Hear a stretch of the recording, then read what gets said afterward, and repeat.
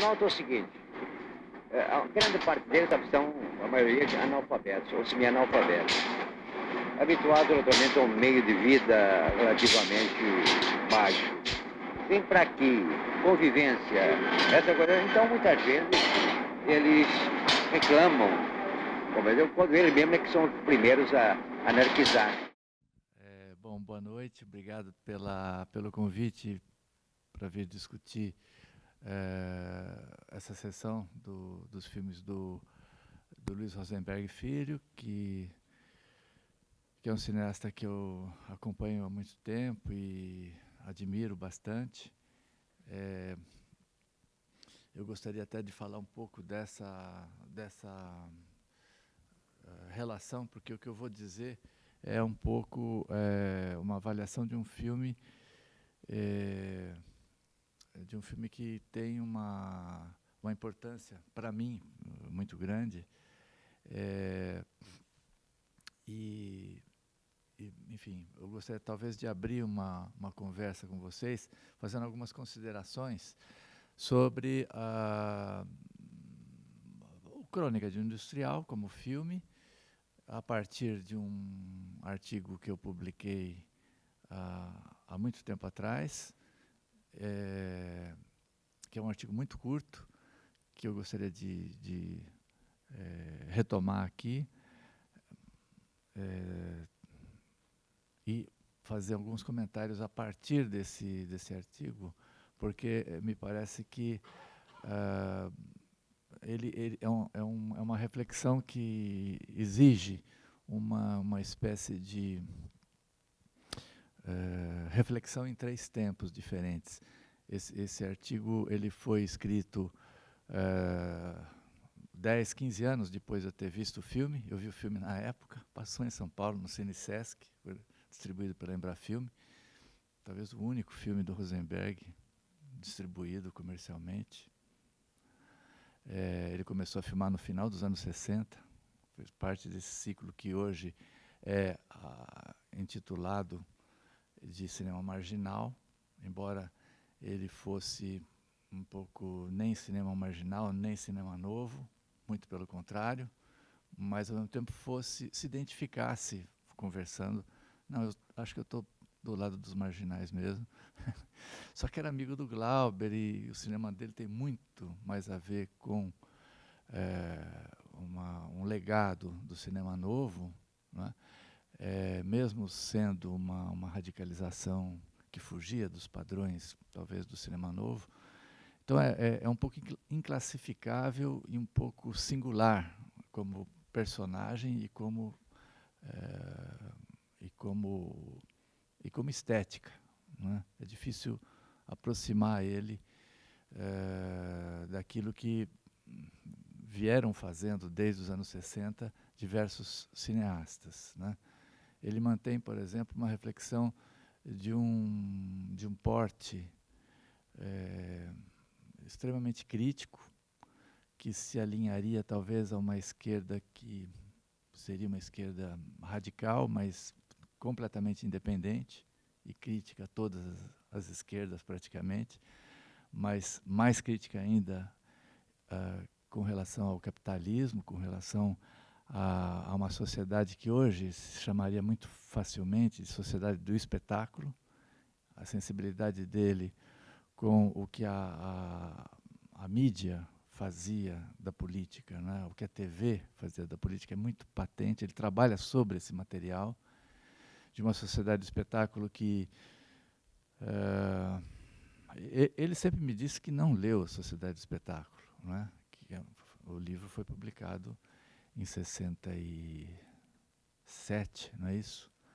E ele morou por diversos períodos na França. Ele poderia ter lido. Eu, vendo os filmes dele, sempre perguntei, escuta, não tem ninguém no Brasil que faça um cinema levemente aparentado à teoria, a essa radicalização que os situacionistas e o Guy Debord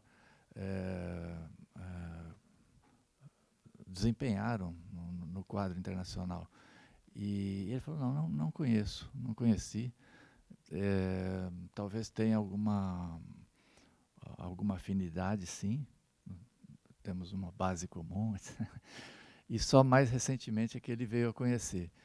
Mas eu acho que ele trabalha sobre esse material e isso fica muito mais patente nos curtas-metragens dele do que nos longas, né? Talvez a obra-prima dele seja A Suntina das Américas, que é um filme carnavalesco, extremamente politizado, um pouco anterior a esse, mas bastante ligado a uma reflexão de um extremo teor crítico em relação às esquerdas e ao capitalismo no Brasil. E tem muito humor, a diferença é essa. É um filme bem humorado, A Suntina das Américas. Ele parte da chanchada, praticamente, para fazer uma reflexão aproximado do estilo desse filme aqui, né? Só que o personagem é totalmente alegórico, os personagens são muito mais alegóricos do que aqui essa coisa centrada na ideia do industrial, né? Um industrial progressista e que trai o projeto libertário em que ele sempre acreditou, ele e os seus amigos, né?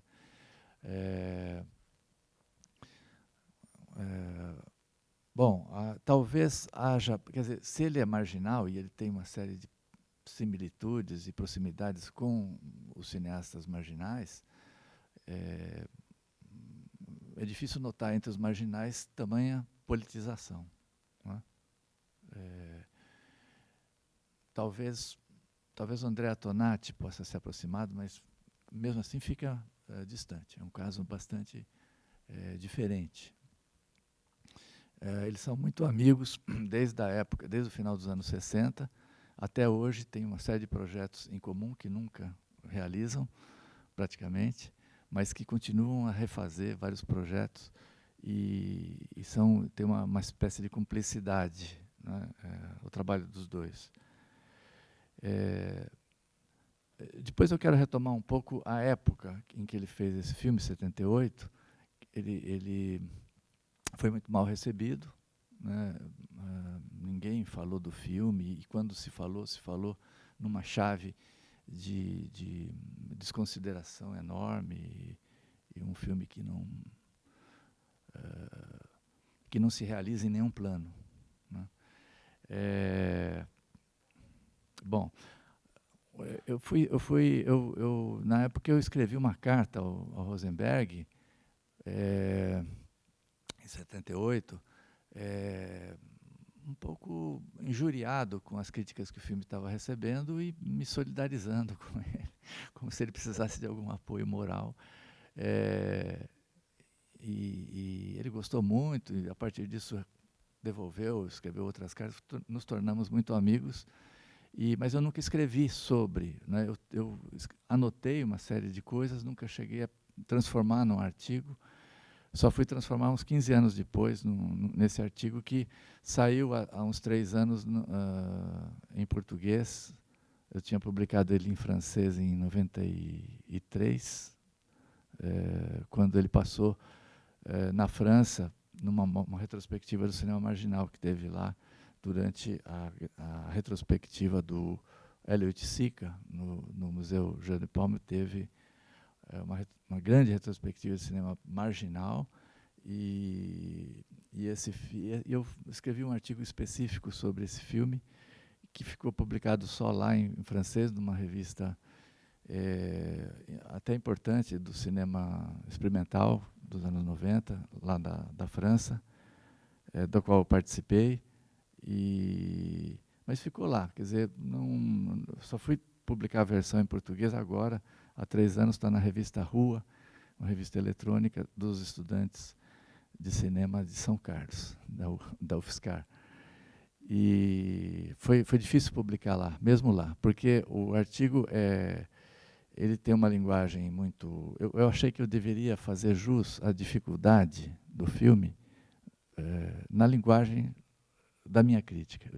Devia ser uma crítica tão difícil de compreender quanto o filme. Veja bem o projeto crítico.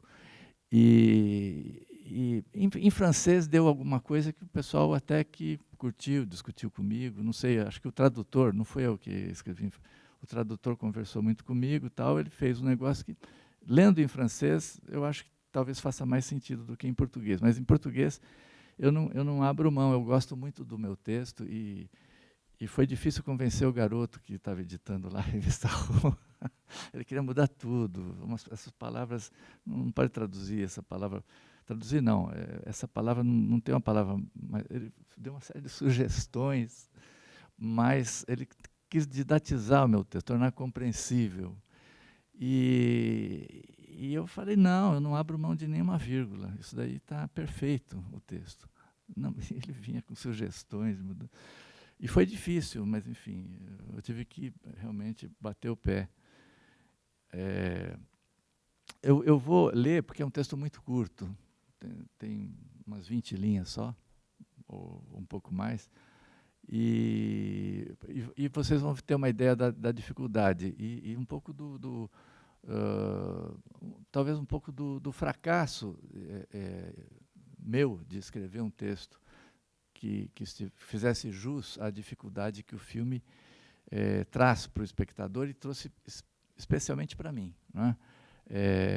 Depois eu vou fazer um comentário sobre o quanto criticando esse meu texto, pensando um pouco num terceiro tempo que seria hoje, uma leitura atual, em que nem eu tenho uma reação que eu tive diante do filme em 78 e nem posso totalmente aderir a esse texto de 93. Eu acho que hoje, para abrir uma discussão com vocês, eu queria fazer uma espécie de consideração sobre algumas coisas que eu não tinha percebido.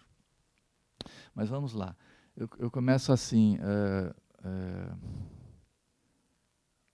O texto é bem acadêmico, eu não gosto o título dele é muito acadêmico, eu não gosto nem um pouco. Chama-se Melancolia e Reflexividade, : Crônica de um Industrial. É um título chique, apenas. Na verdade, no texto eu tentei exprimir um pouco a dificuldade que eu sentia com o filme. Eu vou ler.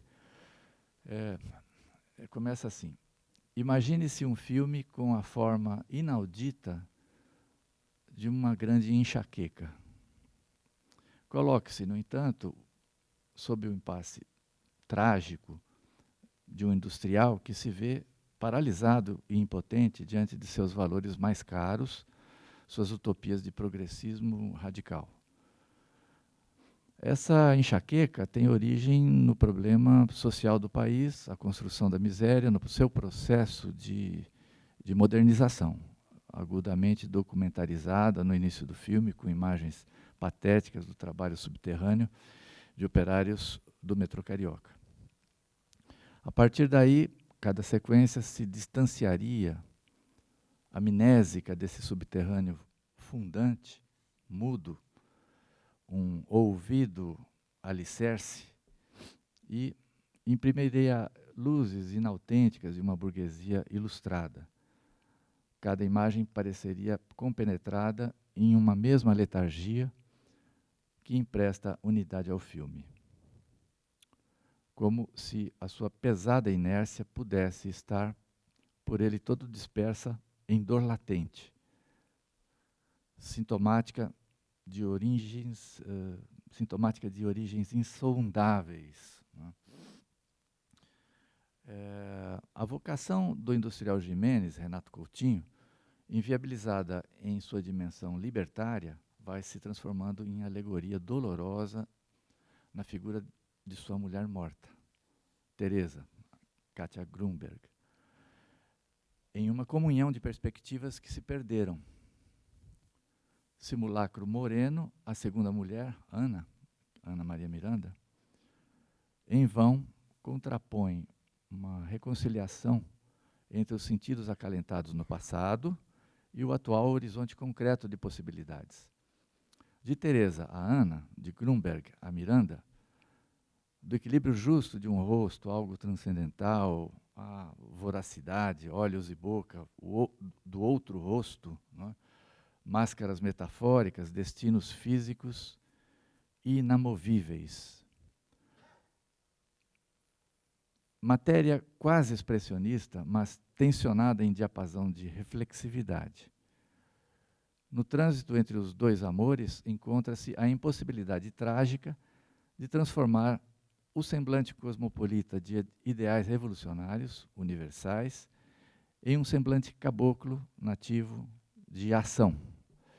Espírito que não toma carne, anjos emudecidos pelo terror do sangue. Um pequeno parênteses, uma nota de rodapé sobre isso, seria que entre as duas máscaras, os dois rostos, as duas fisionomias de uma e de outra, tem uma alegoria, um trânsito para duas possibilidades que, cada uma a seu modo, não se realizam, né? Retomando aqui as últimas linhas, eu digo o seguinte: som que retrocede em tristeza, coagulação que empedra, dolorida. Rosenberg reverbera, com o lamento da música de Bach, o jogo de amores frustrados pelo bloqueio dramático do masculino, configuração de impasse existencial em amores, que no país se estigmatizara politicamente, no Terra em Transe, de 67, de Glauber Rocha, e já vinha anunciado como premonição na amargura pequeno-burguesa de São Paulo, Sociedade Anônima, de 64, de Persson. O cineasta carioca parece pensar num Brasil que, para o cinéfilo europeu, soaria antonioniesco, porém bergmanizado godardianamente.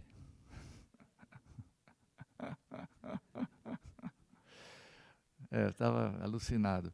E daí falei, terminando as últimas linhas, eu digo que no estertor de Jiménez arrasta-se em agonia o projeto acinzentado de um país que foi apaixonadamente sonhado.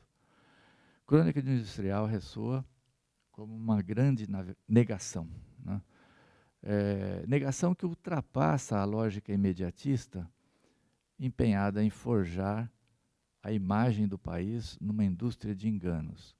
Para além da projeção de um país ideológico, Rosenberg alegoriza em negativo também aquilo que o cinema brasileiro naqueles anos vinha, debalde, tentando construir em euforia sem sombras, afirmando-se numa positividade idealizada, risonha às leis de mercado. Então, eu achava que era um filme que fazia uma espécie de antítese do que o cinema dos anos 70 estava tentando fazer, mesmo o cinema novo, né? Um cinema risonho, luminoso, bem-humorado, tentando aderir aos códigos comerciais do mercado, etc. Ele tinha esse vigor de se contrapor de um modo muito absoluto, né? Nada flui, está tudo empedrado. E o que me pareceu mais artificial, não só a mim, mas a recepção que o filme teve nos anos 70, é um pouco essa inverossimilhança que tentou ser um pouco defendida e concebida nos moldes de um brechtianismo radicalizado, né? É tão elaborada a maneira de organizar a encenação, as máscaras são a fisionomia é tão pensada, etc., é tão mecânico, não há sincronismo da fala, que aquilo nos distancia e nos faz perceber que é uma reflexão impostada, a revelia até de uma espécie de naturalismo que você poderia esperar de cada cena. Quer dizer, teria aí um estudo de autêntico brechtianismo. Isso era um veio de defesa possível que se esboçou um pouco em defesa desse filme. Mas, digamos que é um tanto genérico esse tipo de consideração, né? De todo modo, vendo hoje o filme, surge uma dimensão diferente para mim, que é uma espécie de atualidade inesperada que o filme atinge na ordem, enfim, num retrospecto que a gente consegue fazer a partir dessa ordem contemporânea, não é? Me pareceu que alguma coisa, isso a gente poderia conversar aqui, alguma coisa desse ministeriável, né, que é uma espécie de industrial falido, e falido nem tanto economicamente, porque ele estava se organizando com capital estrangeiro, etc., mas falido em seu projeto mais caro, como eu digo aqui nesse texto, né, que é o projeto de uma geração, é o projeto que ele traiu, né, e as metáforas da traição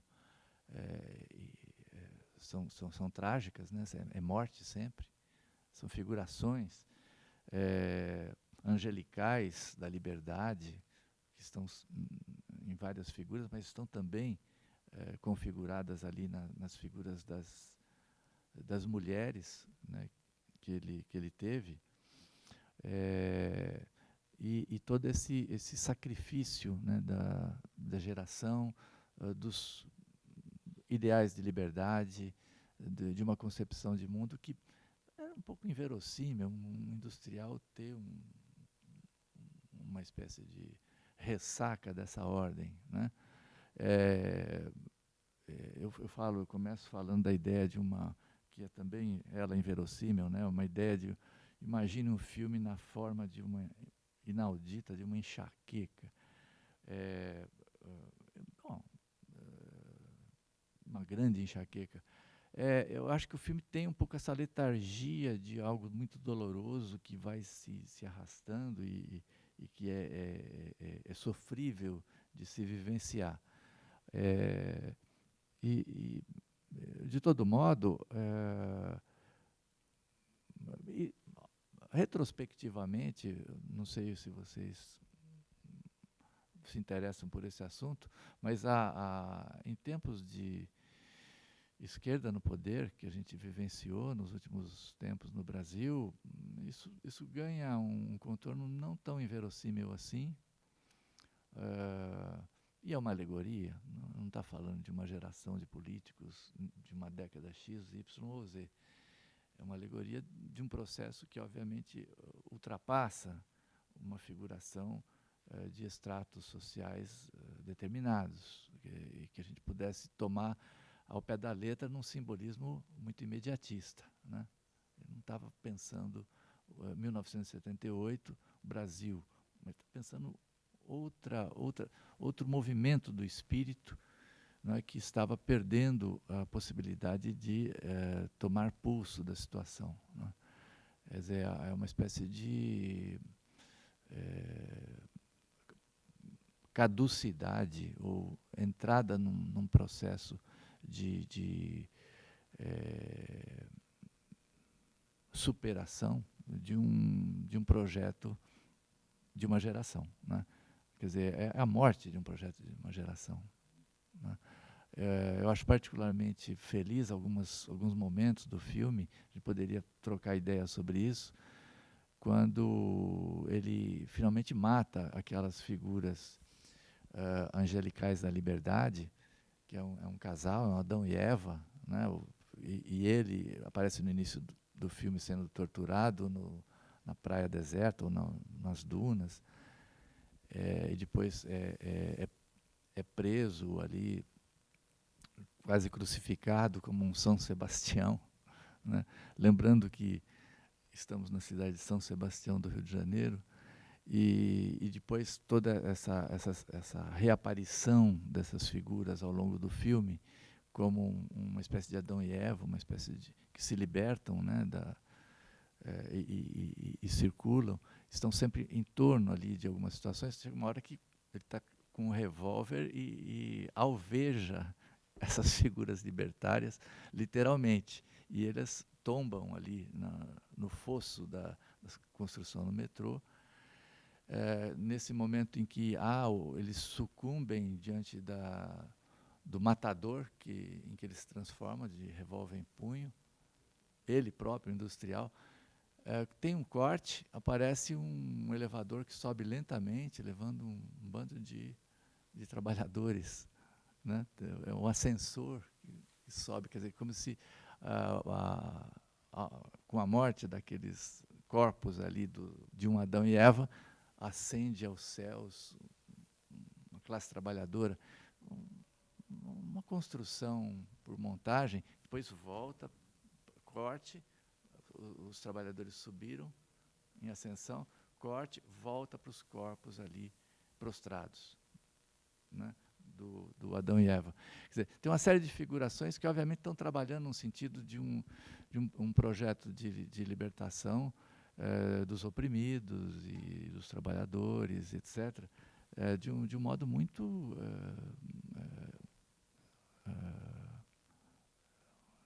particular, num modo muito poético, num sentido que talvez hoje seja mais fácil compreender, né? Na época eu fiquei bastante impressionado com algumas coisas do tipo frases de duplo sentido, que pode ter uma leitura tanto do ponto de vista de uma ótica da esquerda, como de uma ótica conservadora, né?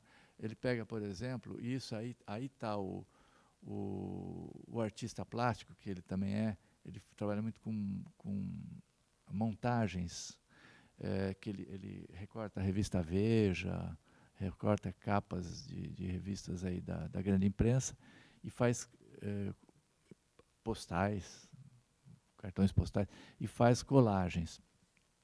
E ele faz um pouco disso nos filmes curta-metragem. E aqui, em um certo momento, ele faz isso verbalmente, quando ele ele cita no discurso de um amigo ali do industrial, numa festa, que é representado pelo Wilson Gray. Pasmem, o Wilson Gray faz um grande deputado ou algum homem ali do esquema daquela elite de poder. E, se não me engano, é o próprio Wilson Gray que fala a seguinte frase: gostei de ter lido o nosso ministro dizer, aliás, nosso ex-ministro dizer, a falência purifica. É uma frase que tem tudo a ver com uma reflexão de um ministro empenhado num projeto de construção do capitalismo monopolista, né? Então a falência purifica, porque a lógica do monopólio estava em curso, e ele explica isso na frase seguinte, fala, não, é com a falência que você fortalece os que realmente merecem viver e tal. Aquele tipo de raciocínio de uma elite que nada a favor da correnteza, por assim dizer, mas essa frase, a falência purifica, de algum modo ressoa no processo que está sendo vivido num sentido mais amplo pelo personagem, né? Ele está falindo não só economicamente, porque aí ele está se segurando, mas o que está falindo de fato é uma espécie de concepção de mundo. E, bom, eu acho que eu já falei demais, não sei se... Eu anotei um monte de coisa, mas a gente pode retomar, eventualmente, na conversa. Se é que há perguntas ou considerações, protestos.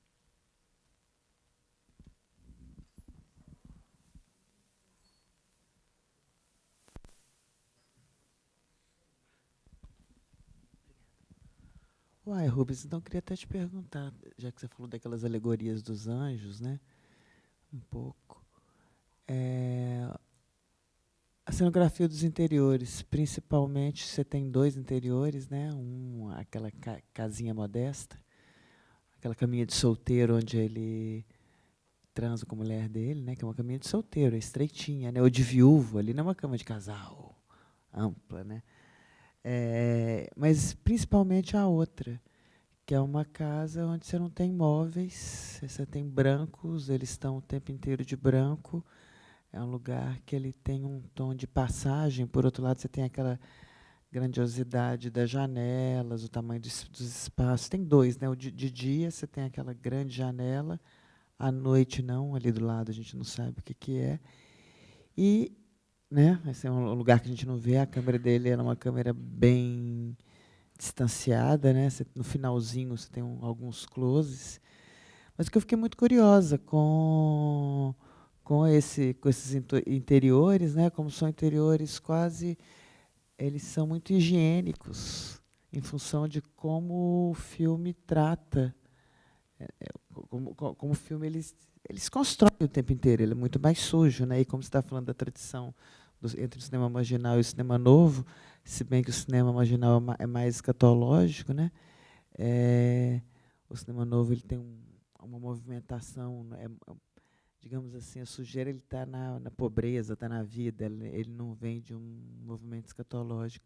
Esses espaços, a música barroca, então um determinado tipo de composição que é quase uma suspensão, e por mais que ele esteja em crise, se ainda mantém naqueles espaços, aí você, não sei,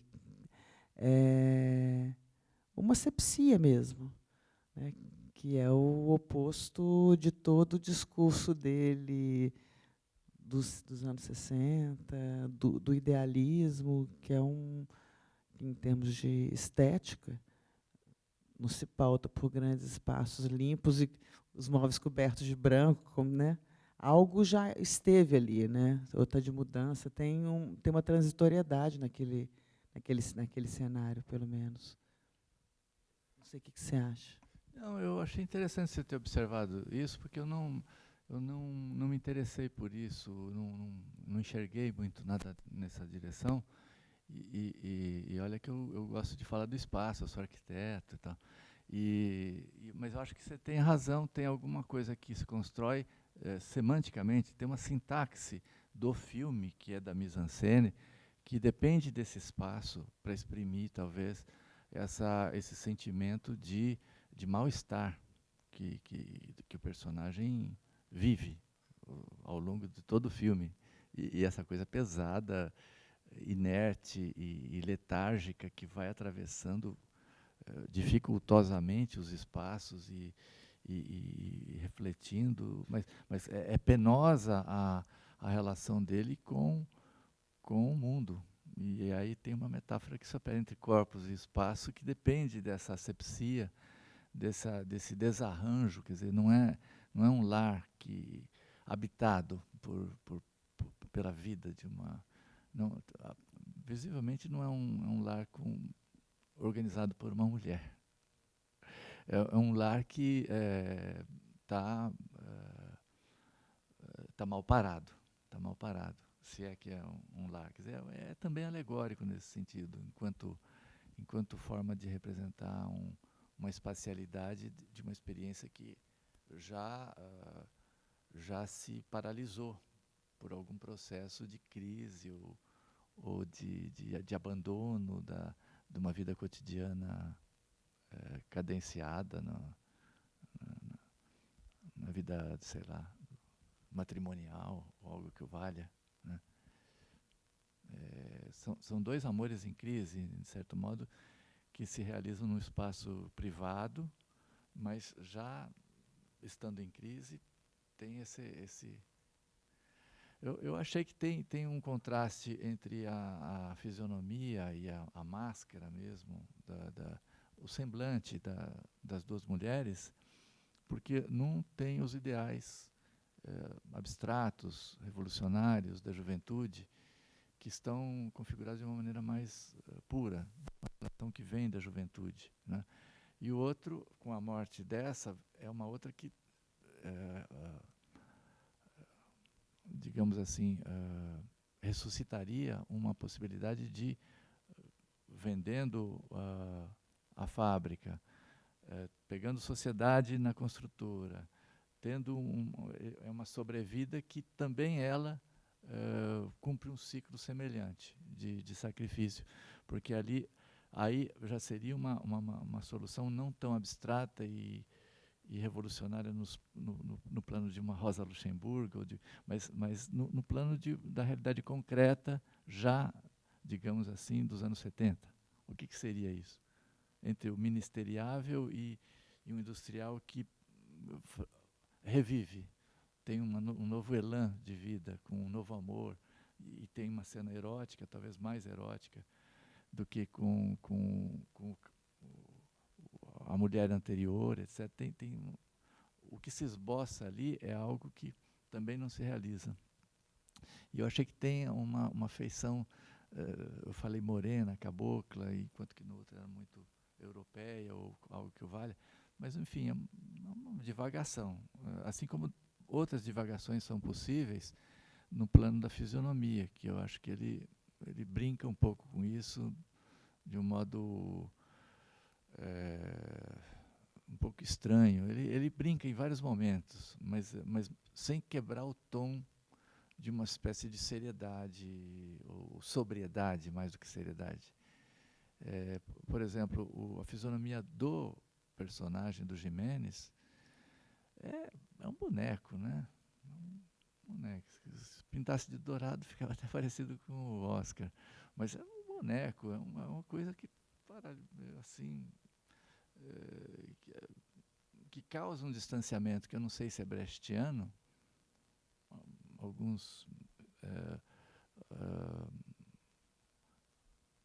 Alguns convivas aqui, mais letrados do que eu em Brecht, podem me contestar, mas eu acho que ele próprio faria um discurso nessa direção de uma estética brechtiana no cinema. Ele fez na época. Eu fiquei amigo dele na revista Cine Olho, da qual ele participava, que era uma revista que começou no Rio, no Cineclube da PUC, do Rio de Janeiro, e tinha vários super-oitistas em 75, 76, e ele participava das reuniões da editoria, que eram reuniões abertas, era um pouco assembleísta a revista. Convidava um monte de gente, tinha reuniões, sugestões de pauta. Eu ia de São Paulo para lá para participar, que eu era cineclubista aqui. E eu lembro que nessa época ele tinha um projeto absoluto. Ele não conseguia se alinhar nem com cinema novistas, que ele vivia brigando. Por acaso ele era amigo do Joaquim Pedro nessa época, que ele agradece nos créditos. Mas em seguida ele brigou. Ele vivia brigando com todo mundo, né? Ele era muito difícil, muito radical. Pelas ideias dele, então ele não conseguia se alinhar com ninguém, né?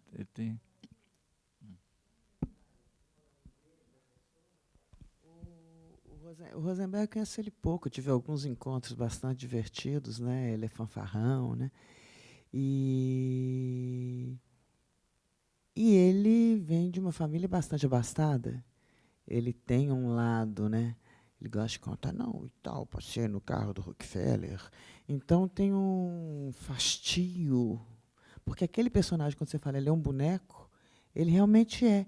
E ele não convence se o distanciamento for esse, que ele tem aquelas questões. Será que um personagem com aquela idade, com aquele corpo, com aquele jeito, ele consegue ter aquelas questões? Só se fosse mesmo numa juventude, né? Aquele texto dele gravado,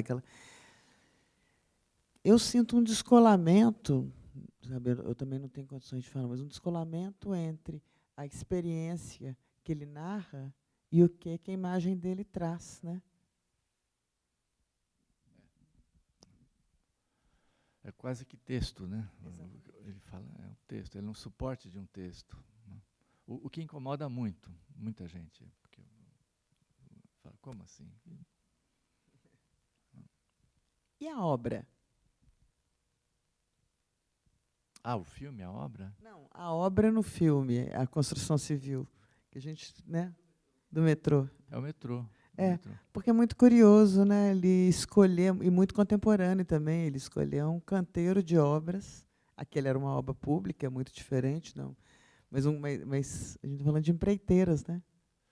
Sim, e que é impressionante, porque o filme me parece preciso, quer dizer, tinha uma, uma, uma certa pujança o mercado da construção civil e não só da construção civil, o Estado como grande promotor da indústria civil, da construção civil, né, com obras faraônicas no Rio de Janeiro, nos anos 70.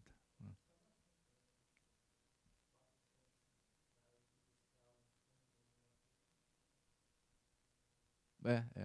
Não, e muita coisa, simbolicamente, ele encena lá nos alicerces, né, nas profundezas desse underground. Né.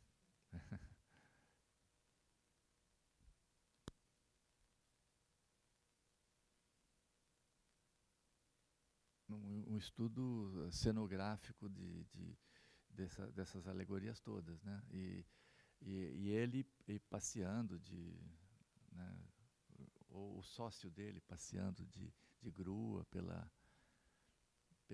sobrevoando ali as obras, né? Eu acho que tem imagens que nunca me pareceram tão felizes quanto dessa vez que eu vi o filme. Eu sempre achei que ele era propositalmente enrustido na coisa de exprimir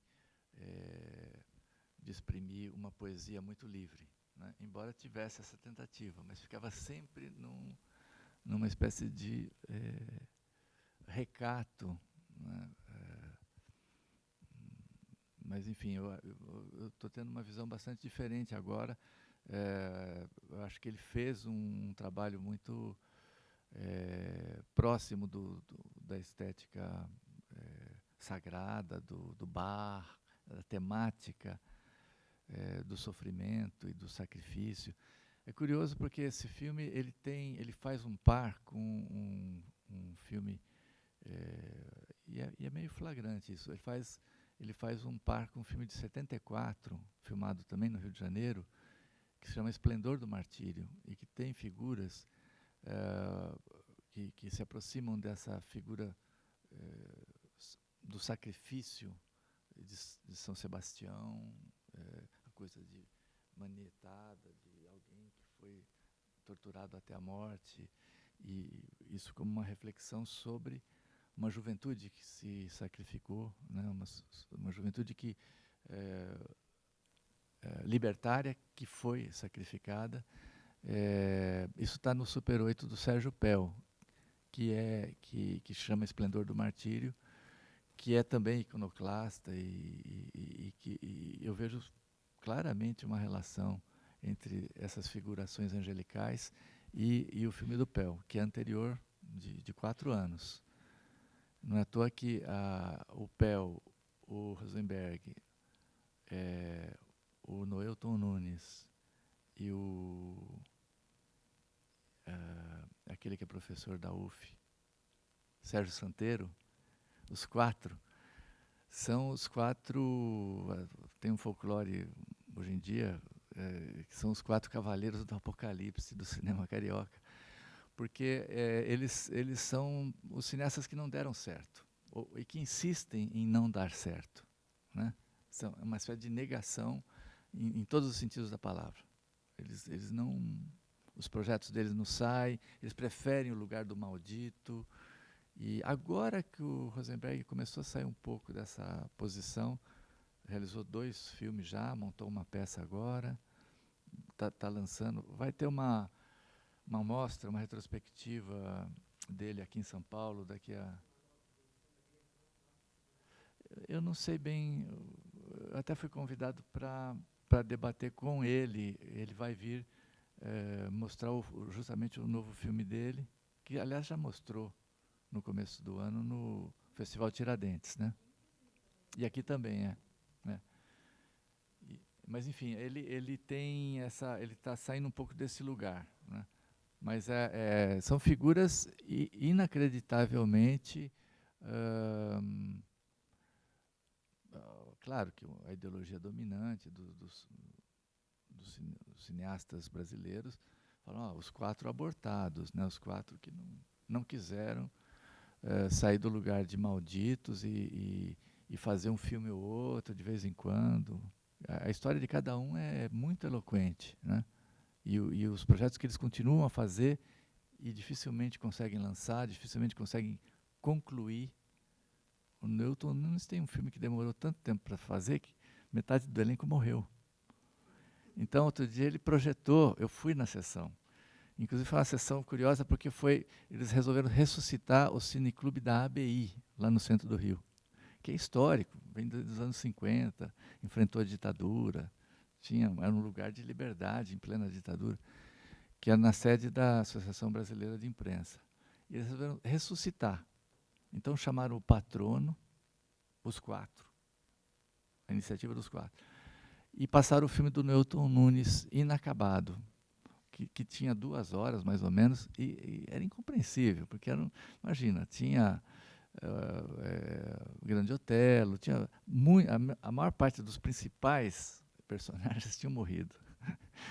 Ele tentou refilmar em várias épocas, retomou o projeto e colocou outros atores no lugar, mas realmente não sobrou nada. Assim. Ele projetou inteiro. Para essa sessão, ele falou do projeto que não deu certo, mas que está aí, vou continuar lutando enquanto eu estiver vivo, etc. E chamou o patrono dos 4, Nelson Pereira. E o Nelson Pereira foi lá e deu a maior força para os 4, tal, falou bem dos 4.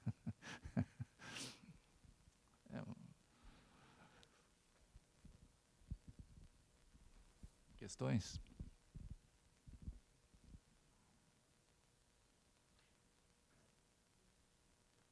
Me pareceu um filme visionário dessa vez.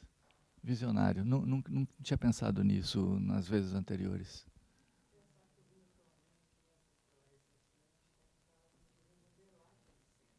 Um pouco mais longe, na Praça Mauá. Mas essa coisa do projeto urbanístico da cidade, que o Rio é uma cidade maravilhosa, né? E a corte, ela se faz presente, não tem jeito, né? Você tem uns planos que mostram ali o outeiro da Glória, né? A gente fica vendo. Ele tem um cuidado de tá lá no segundo plano, né? Mas Engraçado, eu notei isso, que o filme tem planos muito bonitos. Muito bem composto. Muito bonitos. Isso nunca tinha ficado muito claro para mim, porque eu via ele um pouco nessa veia do cineasta que gosta de uma estética do feio, um pouco como o Sérgio Bianchi, um pouco como o Reichenbach, né? Essa coisa de procurar uma coisa que está desconcertada, está um pouco feio, está um pouco dissonante daquilo que é a imagem que a gente esperaria ver de uma rua de Copacabana, de uma rua.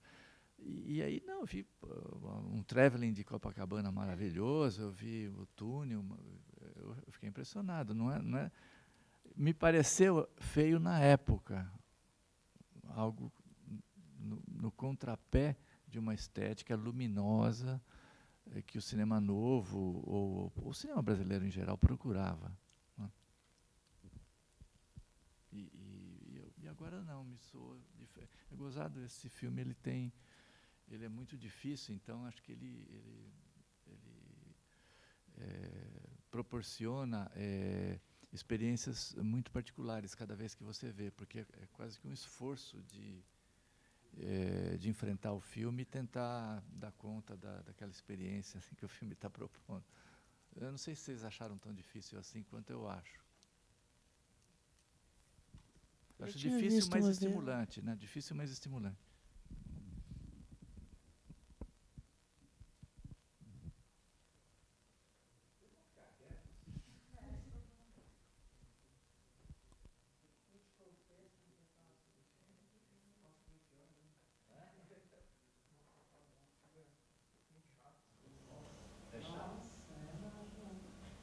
Eu acho chato, porém interessantemente chato.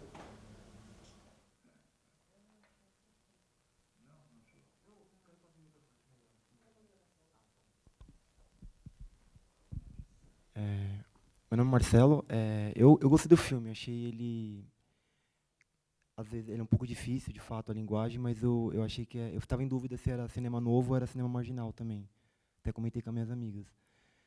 A crítica assim que eu faço ao filme é em relação à questão do tempo e do espaço no filme. É muito fragmentado. Pensando em um filme político, assim, um filme que talvez quer ter um alcance, né, até para as massas e tudo mais. Eu não sei, obviamente, que talvez não seja a visão do autor fazer um filme assim. E, bom, mas eu acho que seria interessante, porque ao mesmo tempo que o filme critica Hollywood, a estética de Hollywood, ele poderia também servir como uma alternativa para essa estética também, né, e tentar, talvez, alcançar um público maior, mostrando um cinema, digamos, mais... que a classe trabalhadora, por exemplo, possa se identificar com ele, pegando as imagens, por exemplo, que ele faz da própria obra, né, que tá acontecendo ali e tudo mais, dar voz talvez para esses personagens também, porque o que fica para mim é que também é uma autocrítica de um pequeno burguês, ou até mesmo um alter ego do autor, pensando um pouco, vocês falaram que ele tinha grana, não sei, e talvez esses personagens também, coisa que um pouco a classe dominante faz, o filme acabou fazendo de certa forma, não dando voz para esses personagens, que serviram mais de, digamos, de plano de fundo do filme, que foi todos os peões mostrados lá e tudo mais. Então, talvez eu gostei, eu achei que é um bom representante do cinema brasileiro, achei muito legal, até fico feliz de poder ter visto esse filme, talvez eu não teria visto ele, um filme que transita entre o cinema novo e o cinema marginal, mas eu achei que talvez, por essa radicalidade, sobretudo por causa do primeiro curta-metragem, eu achei que ele poderia talvez ter, não sei, ter sido mais... em alguns momentos mais concreto, não sei. Por exemplo, a cena final do filme, quando ele se joga daquele navio, eu fiquei com várias ideias assim, mas eu de fato não consegui digerir, entender o que significaria, se ele estaria talvez abandonando, entre aspas, o barco que ele seguiu até um certo período, ou se ele estava se afogando mesmo naquilo, enfim. É isso. Figurações do suicídio, figurações do abandono, figurações da prostração e da renúncia. Tem várias figurações. Acho que esse salto na água é um pouco mais uma, né? Mais uma variante. Agora, é difícil decidir se ele é cinema novo ou marginal, porque ele é as duas coisas ao mesmo tempo. E, aliás, como boa parte do cinema marginal, mesmo sendo muito diferente do cinema novo, boa parte se considera cinema novista. E estranho o rótulo marginal, Sganzerla, Bressani. Às vezes davam declarações falando, não, cinema novo, cinema marginal é uma invenção. E daí eu tenho essa impressão de que eu estava falando do filme Trabalho, né, o que a gente viu antes, é um filme recente, né, e que tem uma pegada de agite-prop, de reflexão crítica sobre o mundo do trabalho, que é um pouco um pequeno ensaio na forma de um manifesto, né? Eu acho que ele tem esse lado iconoclasta de mexer sempre com as fabricações da mídia, jogando com o que a mídia nos traz, desconstruindo esse universo de imagens. E eu acho que você tem razão, talvez ele fale mais a um grande público nessa linguagem do curta do que nessa outra lá dos anos 70.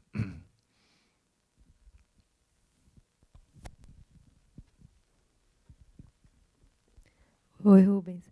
Não, é só uma bobagem assim para a gente conversar. Você sabe de onde ele tirou aquelas páginas de jornal que estão atrás dos créditos iniciais e finais? Porque eu fiquei tentando ler o que estava escrito e parece que é uma crítica de Terra em Transe. Não sei se eu forcei a barra, assim, mas menções ao Terra em Transe, assim, nos dizeres.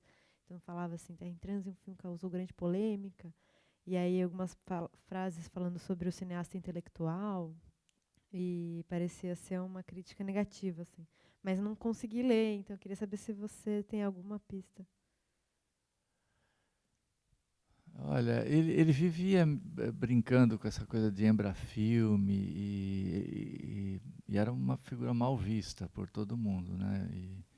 E nunca conseguia nada. Esse filme foi uma exceção. Ele conseguiu ser distribuído pela Embrafilme. Não sei, acho que o Joaquim Pedro ajudou. É. E tem um filme dele que é muito engraçado, que é uma crítica à Embrafilme, que ele fez em vídeo, em VHS, em 81, por aí, que é um curta-metragem que se chama Videotrip, em que o Wilson Grey, o velho Wilson Grey da Chanchada, que faz aqui aquele deputado, faz um produtor picareta, que vai tentar descolar uma grana na Embra. Então ele vai diariamente na Embra, pega o elevador, conversa com o ascensorista, depois vai, conversa com a secretária e tal, nunca consegue ser atendido na Embrafilme, né? E a desculpa da secretária, tal, ele fica levando um lero, tal, fala do projeto dele para a secretária. É um filme que tem sexo, tem erotismo, mas é muito sério, é filmado por uma mulher, uma mulher que nunca filmou. Ele tenta vender como um filme revolucionário para ver se cola na Embrafilme o discurso, né? E depois ele fica entre o set de filmagem, onde essa mulher está rodando o filme, que é uma adaptação do Homem e o Cavalo, do Oswald de Andrade. Literalmente. Então, ela está filmando no set a peça do Oswald de Andrade. E dela joga uma cascata em cima dela, não tem dinheiro, tal, mas está indo na Embra, tal. Então é um papo dele com provavelmente um produtor revolucionário, né, radical, e a Embra, né? E fica nesse pêndulo. E uma cascata para lá, outra cascata para cá. E você vê que ele está enrolando os dois lados. Só que ele nunca é atendido pelo chefe. E o chefe sempre manda dizer que não está. E ele aparece, o chefe. O chefe é um sósia do Calil, que o Calil era o diretor da Embrafilme na época. Ele arranjou um sósia do Calil, você fala, é o Calil. Era um advogado, ele fala, não, arranjei um advogado. E o Calil fica assim, sambando com a secretária, fala, manda esse cara esperar, nunca vai atender esse cara, tal. E rola o maior samba ali no escritório do Calil, o Calil dançando samba com a secretária, com uma mulata. Imagina, esse cara realmente não... Era esse cara que estava tentando obter financiamento, né? Chega uma hora que chuta o balde e nunca conseguiu. 78 foi uma exceção. E ele começou a filmar, ele realizou longas metragens, uma meia dúzia nos anos 70. Depois, acho que fez um no início dos anos 80, que nunca foi lançado. E nunca mais. Agora só que ele fez outros dois, né?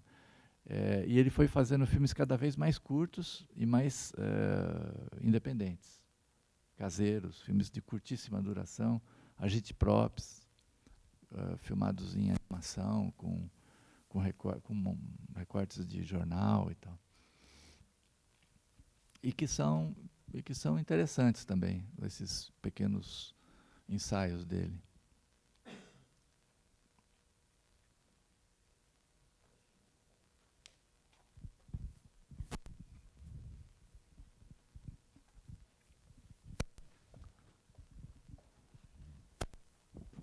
Oi, queria fazer uma pergunta assim, bem de leigo mesmo, né? Comecei a assistir o filme Relações de Classe, né, que faz parte dessa mostra também. Aí apareceu justamente essa questão aí, né, de ter um ator que é bem um suporte para um texto, né? Isso é uma coisa assim muito chata para mim. Eu achei isso muito difícil também aqui no filme, mas eu achei as discussões muito interessantes, um monte de coisa que eu nem tinha reparado, né?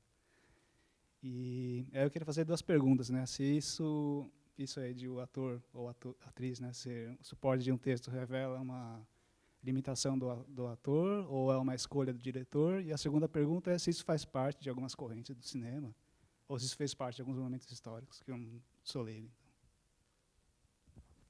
Não, claro que faz parte.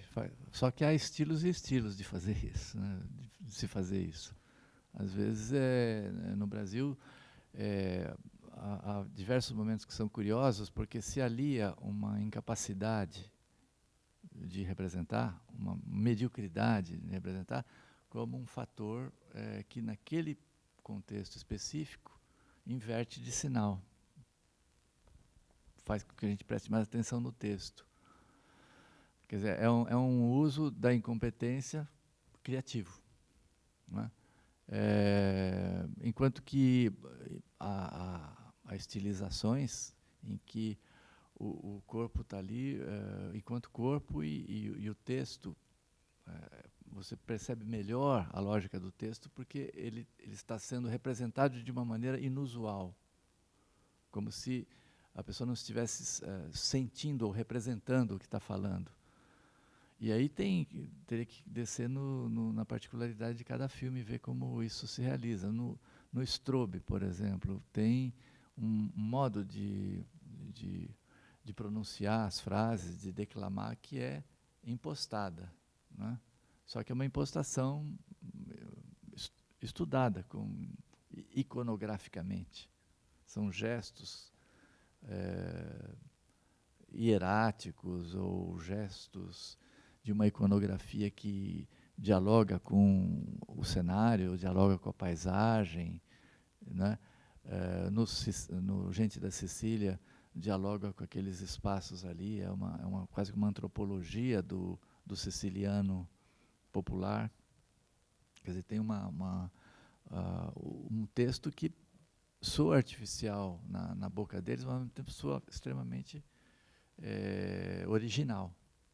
Parece que vem indiretamente daqueles próprios corpos, mas não vem diretamente, vem através de um outro processo de expressão, que não é a representação convencional.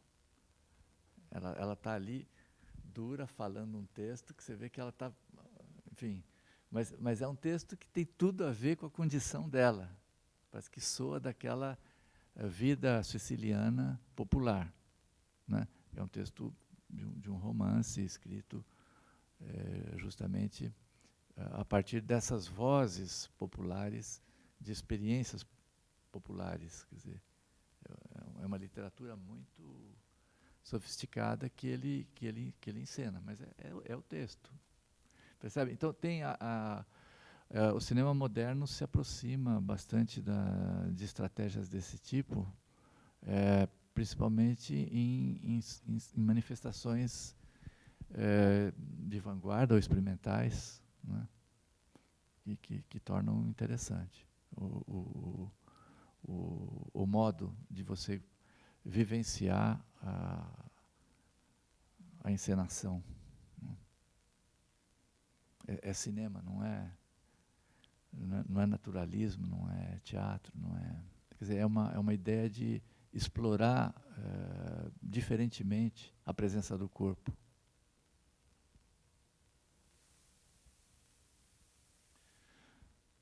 No caso dele, muita gente continua achando que é um pouco incompetência.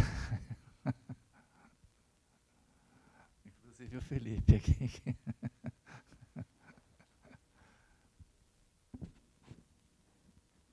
Mas ele tem ótimos momentos. Eu acho que uma das obras-primas, talvez, do cinema marginal, ou cinema novo, se vocês preferirem, é A Suntina das Américas, é um filme dele.